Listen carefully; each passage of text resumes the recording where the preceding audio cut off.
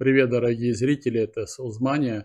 Сейчас еще крутую штуку покажу. Поиск по фрагменту. К примеру, у вас есть разные вот написанные данные, признаки. Их очень много, вот сколько. А вам, к примеру, нужно найти, ну вот, допустим, LT. Что нужно делать? Вот так вот фильтр ставите, а потом в фильтре используйте звездочки.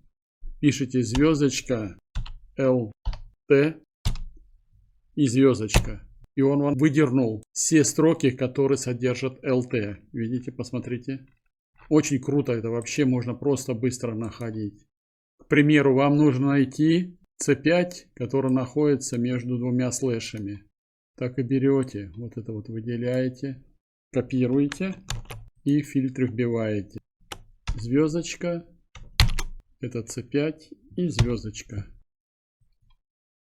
Он вам выдернул все ячейки, которые содержат C5. Предположим, вам нужно найти баркод, у которого в конце 897. Как можно придумать? Вот, представляете, в таком количестве. Вот мы берем, впереди набираем звездочка, потом 897. И он вам выдернул все коды, у которых на конце 897.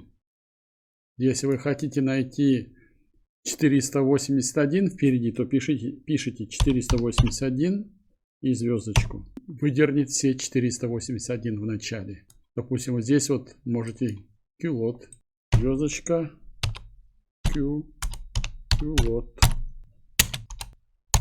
Вот он вам, все, которые в конце килота есть. Именно в конце, потому что я поставил звездочку перед килот.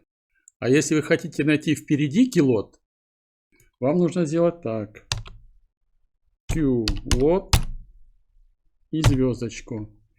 Он вам выдернет все, у которых будет впереди килот. Видите, вот здесь вот нету в конце, но все равно он там выдернул. Здесь просто двоится. Пожалуйста, пользуйтесь.